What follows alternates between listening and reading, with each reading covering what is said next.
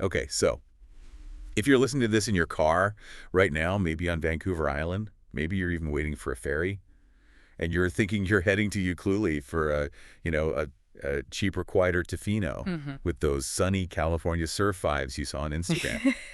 Just park the car, turn off the engine, and listen. Because you are making a huge mistake if you don't change your expectations right now.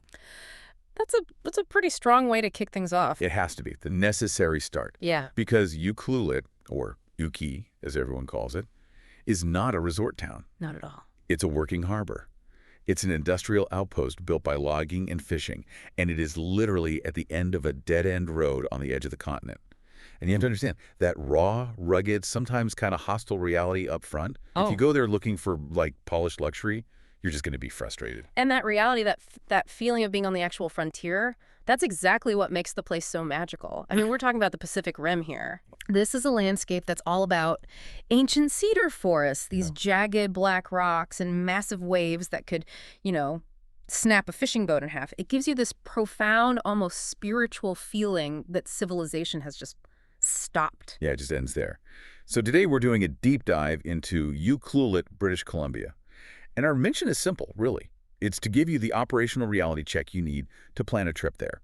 We want to cut through every single Instagram filter, every glossy tourist brochure to get to what this trip is actually like, from how hard it is to get there to how shockingly expensive it is to stay there. Let's just lay out some of those harsh realities right now before we even get going. 3 things that really surprise people. 1, forget swimming in the ocean. Oh yeah, big one. The water temperature, even in the middle of summer, it barely gets above 55 degrees Fahrenheit. You just can't swim in it unless you have a 5 mil wetsuit or thicker. You'd get hypothermia. It's literally a death wish. It is. Yeah. 2, when you're hungry after a long day hiking, the best food you're going to find, it's not in some fancy restaurant with white tablecloths. No.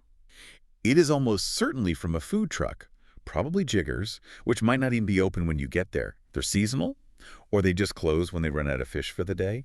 You have to plan your dinner like you plan your ferry ticket. And 3, the rain. You mentioned it, but we have to talk about how much rain we're talking about. It gets 3.3 meters. That's over 10 feet of rain every single year. 10 feet. And this is not, a light, pleasant sprinkle. We're talking about gale-force storms that create what the locals call horizontal water. It's rain that's so windy just gets into everything, every zipper, every seam of your waterproof jacket. This is not a casual beach vacation. But here's the thing, and this is the key to the whole Ucluelet mood. This is what makes the difference between a great trip and a terrible one. You want the rain. You do. You want the storms. That's when the place really comes alive. The whole landscape just transforms. It forces you to put your phone away, forget your schedule, and just be there in the face of all that raw power. Exactly. It's a different kind of travel. The weather isn't something you're trying to avoid. It's the main attraction. It kind of sorts the tourists from the adventurers. Okay, so here's my bold claim for this deep dive, based on the numbers.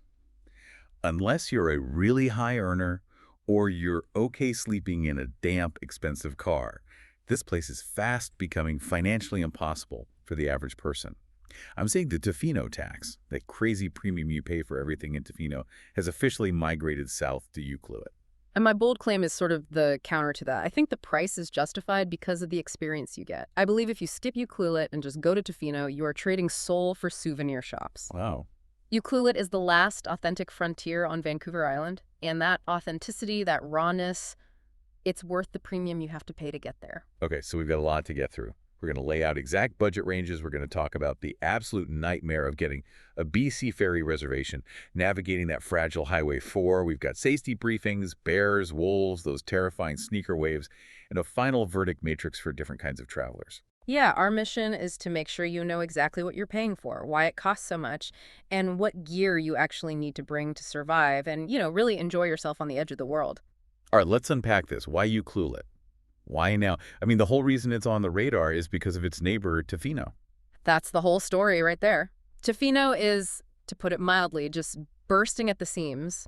A lot of locals call it the Aspen of Canada now. It's beautiful, it's famous, it's very polished, but it is completely saturated. You can't find a place to stay. You have to book a year ahead for summer.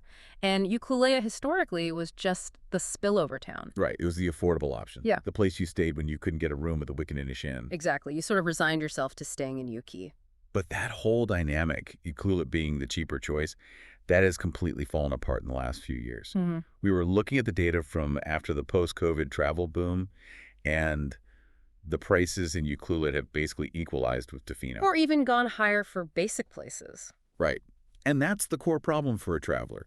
You're paying these astronomical Tofino prices, but Ucluelet's infrastructure is still, largely industrial and remote. You're paying luxury resort rates for a working harbor town. And that industrial grit is what makes the culture so different between the two towns, even though they're only, what, 30 minutes apart? Yeah, the short drive.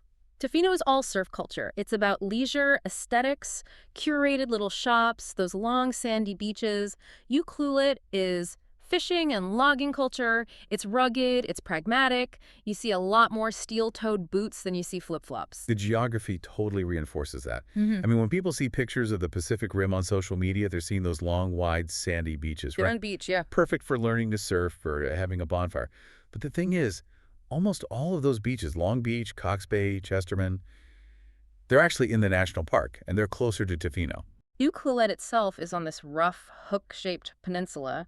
One side is the calm harbor, the inlet. That's where the boats are, the fish plants. It's totally protected. But the other side, the side with the lighthouse and the trails. That's the open Pacific, just smashing into these huge, jagged black rocks. Relentlessly. So that's the key thing to understand before you book. If you want to walk on soft sand and have sunset fires, you have to be ready to drive north into the park every day. But if you want those dramatic cliffs, the old-growth forest meeting the sea, these amazing tidal pools, then Ukee is your home base. Which brings us right back to the weather. The amount of rain, it isn't just a fact, it defines the whole atmosphere. 3.3 meters, 10 feet of rain a year. I mean, for context, that is way more than Seattle or London. Or even parts of the Amazon. It's one of the wettest places in North America. Yeah, and the locals have these great names for it. My favorite is February.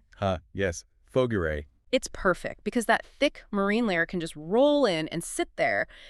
Even in July or August, you can wake up to this dense gray fog and it might not burn off until 2 in the afternoon. So if you're picturing a sunny California-style vacation, you're just setting yourself up for a miserable time. Totally. You are going for the moodiness. You're going to be wet. You're probably going to be a little cold. And you're going to be looking at spectacular, ancient, rain-soaked trees. And you have to embrace that. It sounds so weird, right? To pay thousands of dollars to be wet and looking at trees. But when you're there, it's profound. The whole atmosphere, it's this mix of smells, the sharp salt, the rotting kelp, and then this clean, almost sweet smell of cedar sawdust. It feels ancient, like the landscape doesn't care about you at all. That sense of deep time is what makes the journey so memorable, and we should talk about that journey, the haul to get there. It's not easy. No, it's a huge part of the story. It's a significant haul. Usually it starts with the BC ferry stance from Vancouver to Nanaimo. Then once you're off the ferry, you still have that long, winding drive on Highway 4. We'll get into the details of the ferry traps later, but that final approach, when you're finally getting close to Ucluelet, it's a specific feeling. It's a huge release of tension. You've been winding through these massive mountain passes, stuck behind logging trucks, and then you drive past Kennedy Lake, which feels like it goes on forever. And then you hit that junction, the fork in the road, right for Tofino, left for Ucluelet. That left turn is the moment. The landscape immediately gets wilder. The trees are more gnarled and windswept. You can see they've been battered by storms for centuries. I was really struck last time by all the construction. Everywhere. New condos, subdivisions being carved right out of the forest. It feels like a town caught in this battle between its gritty past and its luxury future. You see it in the traffic on Peninsula Road, the main drag. You've got these rusted-out pickup trucks from the fishing cruise next to a $100,000 Sprinter van with solar panels. It's a real mix. But then you see the real locals, and it puts it all in perspective. The deer. Oh, the deer. We saw 3 of them just walking down the main street, not caring about traffic at all, just treating the road like it's their backyard. I love that. Seeing a super expensive van have to stop for a deer that just couldn't care less. It's perfect. It shows Ucluelet refuses to be fully tamed. Okay, so the layout of the town. This is important. It's not a cute, walkable little grid. No, not at all. It's a long strip. You need a car. You absolutely need a car to get from your hotel to the trails to the co-op grocery store, unless you're staying right in that little downtown harbor area. And the main orientation point, the spiritual center of the whole Ukee experience, is the Amphitrite Point Lighthouse. You have to go there. It's the postcard shot, and it's the gateway to the Wild Pacific Trail. The thing that always gets me when I go out there is the sound. Just the sound. The ocean is deafening. It's hitting the shore with this relentless force, and you can feel it in your chest. And the lighthouse itself says everything about the town. It's not tall and elegant. It's this squat, sturdy little building. It was built for one reason: to survive. Built to survive. That's the perfect motto for the whole town. And the feeling you get out there is just isolation. Tofino is a party. Ucluelet is an outpost. And when the power goes out, which it does in the winter, you really feel how far away you are from everything. Okay, let's get into the hard part. The money. The financial frontier. This is where my Tofino tax claim really becomes clear. Everything is expensive because everything has to be trucked in on that one road. Everything. We're talking Western Europe prices for a remote Canadian fishing village. So we need to break this down. A standard 4-day, 3-night trip. Accommodation is the big one. It's the budget killer. It's a low budget. Your best bet is the Greenpoint Campground in the national park. Yeah. It's what, $35-40 a night? Something like that. But, and this is a huge, but you have to book it the second the reservation window opens, months ahead of time, or you will not get a spot in the summer. It's gone instantly. And if you need a roof, like a hostel or a motel, you're struggling to find anything under 180 Canadian dollars a night in peak season. And they're usually pretty dated. The floor price is high. Okay, so mid-range. This is where most people land.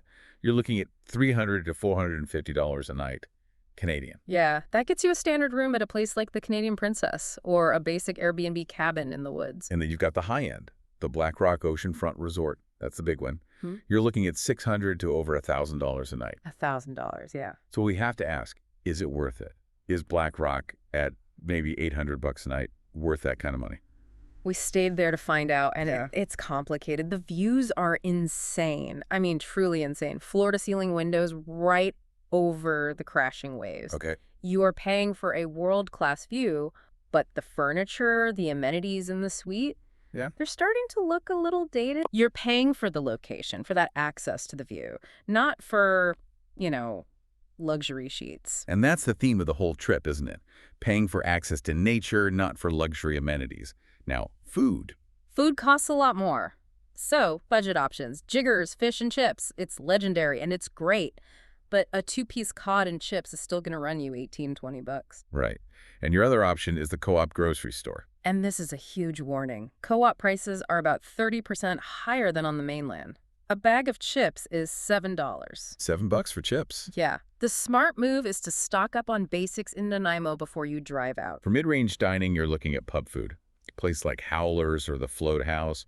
A burger and a beer is going to be $40-45 a person with a tip. Easy. It's good, hearty food, but the prices reflect the location. And then there's the high end, Pluvio. Pluvio is. It's Yes. absolutely a Michelin-level spot. It's incredible. If you do the tasting menu with the wine pairings, which focuses on foraged local ingredients, you're looking at $200 plus per person. But that's one of those experiences that kind of justifies the cost, right? It delivers something truly world-class. It really does. Now, activities. The good news is the main activity, hiking the Wild Pacific Trail, is free. That's a big one. But if you want to get on the water, you have to pay.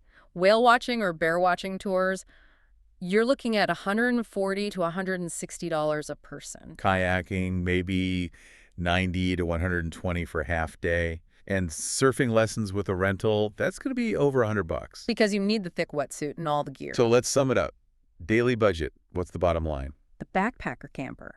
If you got a campsite and you're splitting gas, you still need a minimum of 120 Canadian dollars a day, just for food and basics. The mid-range couple. If you want a comfortable room, dinner out, a few activities, you are looking at $600 to $700 a day. A day. Wait, hold on. $700 a day for a mid-range trip to a working harbor town. That's luxury city money in other parts of the world. Where is all that money going? That's the reality of the Canadian frontier. It's the cost of logistics. It's the high wages to get staff to live there. And it's scarcity. There are only a handful of hotels and restaurants for a huge number of tourists. You're paying a premium for the isolation itself. A scarcity tax. Exactly. And finally, the luxury traveler. Staying at Black Rock, private tours, you're easily spending over $1,500 a day. So the conclusion on value is simple. Yeah. You are paying for access to wild nature. If you're not going to hike for hours in the rain or stare at the ocean, it is not worth the money. Absolutely. You have to use the landscape, which brings us to logistics. Because if you don't plan this trip meticulously, you might not even get there. This is the logistics combine. Right. Trap number 1, the ferry choke point, BC ferries. The trap is thinking you can just show up on a summer Friday with your car. Don't do it. The wait times can be 6 to 9 hours. You could miss the last boat. The fix is non-negotiable. You have to book a reservation 2 to 3 months in advance for a summer weekend. And if you miss your check-in window, your reservation is gone. You go to the back of the line. Trap number 2, the highway. Highway 4 is the only road in and out. The only one. And while the big construction project is mostly done, the road is still fragile. A single accident, a rot slide, a forest fire, it can shut the road down for hours or days. So fix is crucial. Buffer time. Do not book a flight out of Nanaimo or Vancouver on the same day you leave Ucluelet. If that road closes, you are stuck. Trap number 3, the gear gap. We see this all the time. Tourists show up in, Vans and a jean jacket. Yeah. You will be soaked and freezing in 20 minutes. The fix is layers. Synthetic layers. No cotton. Cotton gets wet and stays wet and makes you cold. You need proper waterproof hiking boots, not just water-resistant ones. And a real rain shell. A good one. And a quick note on cell service. It's fine in town, but 10 minutes out towards the park, it's a total dead zone. Download your maps offline. So when's the best time to go? My pragmatic answer is the shoulder season, May or October. Prices drop 25–30%. The crowds are gone. Weather's a bit of a gamble, but you avoid the July and August chaos. My experiential answer is winter, November to February. Storm watching season. Oh, yeah. Lowest prices, terrifyingly huge waves, cozy fires. The only trade-off is you only get about 8 hours of daylight. But for raw power, it's the best. Okay, let's talk safety. Because this is not a theme park. It is genuinely wild. Respect for the wilderness is number 1. So, wildlife. This is black bear country. They are everywhere. We saw one by the high school. The risks are startling one on a trail or leaving food in your car. The protocol is firm. Keep 100 meters distance. Do not feed them. Carry bear spray if you're hiking in the backcountry and know how to use it. And there are wolves and cougars, too. Keep small kids close and dogs on a leash. Always. Wolves have been known to take dogs there. Now, the biggest killer in the region, it's the ocean. The ocean, yeah. The main hazard is something called sneaker waves. They're terrifying. You're standing on a rock that seems perfectly safe. The ocean looks calm. And then out of nowhere, a single massive wave comes in way higher than the others and just sweeps people off the rocks. And the water is so cold, you go into shock instantly. The undertow is massive. The protocol is simple and absolute. Never turn your back on the ocean, ever. If the rocks are wet, it means the waves can get there. Stay off the wet rocks. And finally, the geological hazard. Ucluelet is in the Cascadia subduction zone. It's a major earthquake and tsunami risk area. And the response time is short. If you feel an earthquake that's strong or lasts more than 15 seconds, you don't wait for a siren. You just go to high ground immediately. The locals take it very seriously. You have to, too. Follow the tsunami evacuation signs. On a lighter note, comfort. For mobility issues, it's surprisingly decent in some spots. The Lighthouse Loop on the Wild Pacific Trail is pretty accessible, wide and graveled. But a mental health note. If you're prone to seasonal affective disorder, that heavy, gray, rainy canopy for days on end can be really oppressive. You have to be ready for that mood. And scams. The town's too small for that. The only real ripoff is the price of firewood at the gas station. Buy it from a local selling bundles on the side of the road instead. Okay, now for the good stuff. The moments of magic that make all the cost and planning worth it, contrasted with the practical disappointments. You go first. The quiet magic. My best moment was out super early, maybe 7 a.m. I was walking the Artist Loops section of the trail. The fog was so thick you could almost drink it. I just sat on a bench, watching the kelp beds heave in the swell, no sound but the water. And then a bald eagle just flew past, right at eye level, maybe 20 feet away. Wow. And that feeling of being completely insignificant, that's the magic for me. That's beautiful. My best moment was all about raw power. It was on one of those expensive Zodiac boat tours out to the Broken Group Islands. We saw humpback whales bubble net feeding. Oh, amazing. Seeing a creature the size of a school bus breach. It's overwhelming. It made every dollar of that tour worth it, instantly. Okay, common disappointments. They almost always come down to logistics. For me, it was the coffee. I love my morning coffee, and the places are good, but the lines, standing in the rain for 45 minutes for a latte, because there are only like 2 baristas in the whole pound, Yeah. it tests your patience. My disappointment is seeing that Tofino surf vibe start to bleed over. Ucluelet was always so unpretentious. Now you see these curated shops selling $200 flannel shirts. It feels like it's losing some of its grit. And my final one is food availability. The town shuts down early. We tried to get dinner at 8:30 on a Tuesday. We got turned away from 3 places. They were closed or full.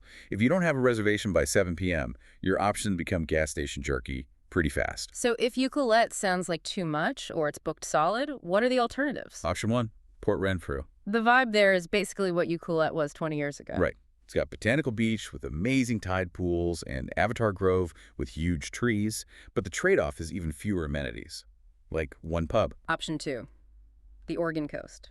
Cannon Beach, Manzanita. Similar rugged vibes, sea stacks, fog, and for U.S. travelers, it's way cheaper and easier to get to.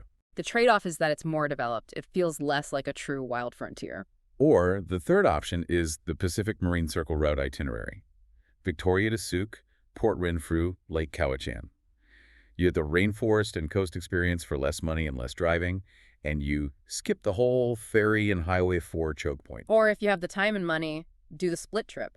2 nights in Tofino for the beaches, 2 nights in Ukee for the trails. They're only 30 minutes apart. Okay, final verdict matrix. Is it worth it? Let's start with the backpacker. Hard? No. Just no. It is hostile to budget travelers. Transit doesn't exist. Hostels are overpriced. Just don't. Go to Southeast Asia. The mid-range couple. A decisive duh. Yes, this is the sweet spot. It's moody, romantic, great for bonding.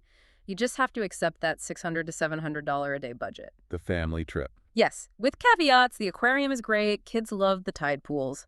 But this is a put on muddy boots every morning trip, not a relax by the pool trip. If your kids hate walking in the rain, don't go. And the luxury traveler. A hard yes. If money is no object, it's world-class isolation. Private guides, Black Rock suites. You're paying for magnificent solitude, and you get it. So, our overall final verdicts. You first. For me, it's a soft yes. It's unique, it's beautiful, the logistics are manageable if you plan, but the value for money is dropping fast. I'd say go now, before it's completely unaffordable. For me, it's a hard yes. Despite the cost and the hassle, there are very few places left where you can stand on the edge of a continent and feel the earth breathing. The rain, the fog, it forces you to disconnect in a way that's invaluable. So that's our deep dive. We've given you the reality of the Pacific Rainforest adventure, the cost, the gear you need. Final tips: book that ferry, buy a good raincoat, watch for bears, and never ever turn your back on the ocean. Best time to go, we think, is September. Crowds are gone, weather's still decent. Best place to stay? I'd say a cabin on the harbor side. You get to watch the boats and the seals. It connects you to the soul of the town. And here's the final thought, the thing to really chew on. Ucluelet is caught in this battle between being a working port and a high-end resort. You see that tension everywhere. Development versus tradition. So the question for you, as you're planning on spending maybe $700 a day to be there, is this. How long can a place keep its soul and its authenticity when the price of admission makes it exclusive only to the wealthy? Yeah, that's the real question. The economics of authenticity, it's a tough one. Safe travels,